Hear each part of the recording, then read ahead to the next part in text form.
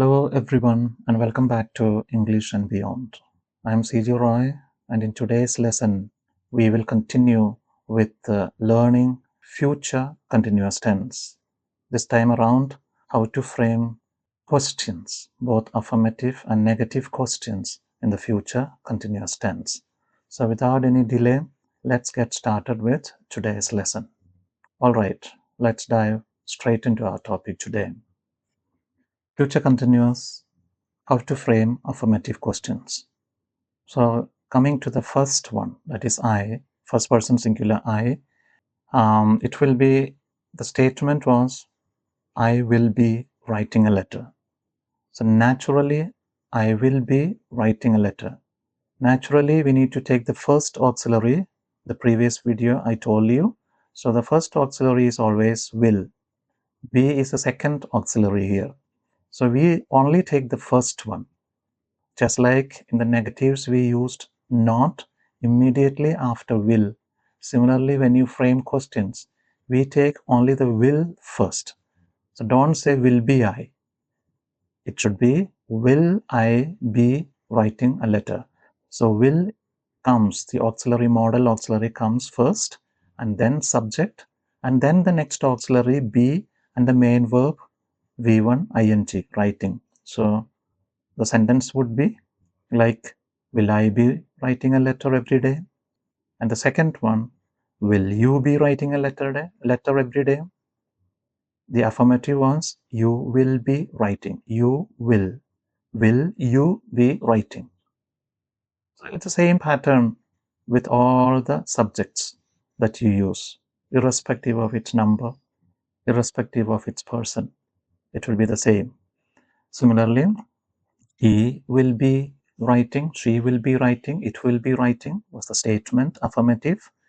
And its question then will be, will he be writing a letter? Will she be writing a letter? Will it be writing a letter? Will you be going to Mumbai tomorrow? We ask questions like this.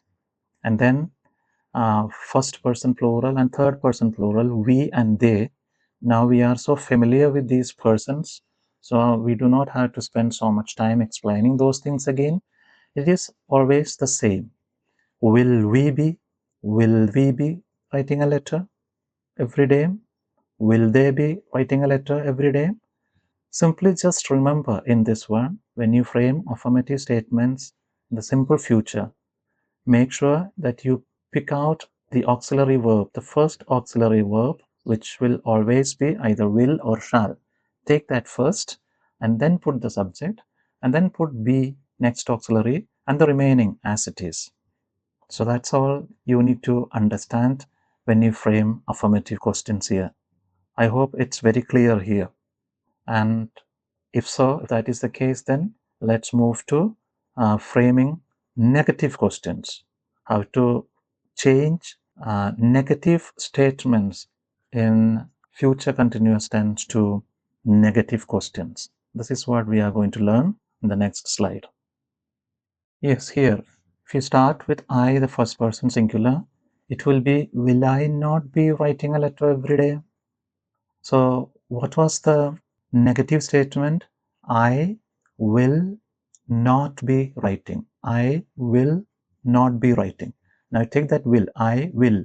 Will I not be writing? So just take that will and put it first. Then put the subject. Then continue whatever is given. So will I not be writing a letter? Will plus not together, if you contract them, then it will be like, won't I be writing a letter every day? Won't I be writing a letter? When it comes to second person you, will you not be writing a letter? And contracted form, won't you be writing a letter? Clear? When third person singular is he, she, it, will he be writing a letter? Will she be writing a letter? Will it be writing a letter? And then the first person plural, will we be writing a letter? And a negative contracted form, won't we be writing a letter? Won't we be writing a letter? Then third person plural, they, will they not be writing a letter? Will they not be writing a letter? Or else, won't they be writing a letter? So the question pattern remains the same across all tenses. Always remember, questions are framed always by putting the auxiliary verb first and then the subject. You need to take always, particularly tenses like this future continuous tense, where we have more than one auxiliary.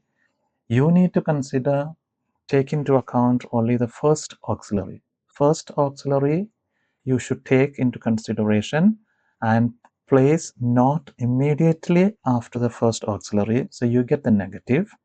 And similarly, when you frame questions, take only the first auxiliary, and in all cases it will be will or shall. Then put the subject, then rest of the things. This is how it goes. I hope this part is clear here. So we learned in today's video, we learned how to frame questions, both affirmative and negative questions, in the simple, rather future continuous tense. I am sure this was a useful lesson for you, and you are clear about the concept or the steps for framing sentences in future continuous tense. Well, I hope there was something for you to take home today. You understood the concept very clearly here when it comes to future continuous tense. If you found this lesson helpful, please like, share, and subscribe to our channel English and Beyond. Until we meet again in the next video, keep learning, keep practicing, and keep growing with English and Beyond. See you in the next video. Take care.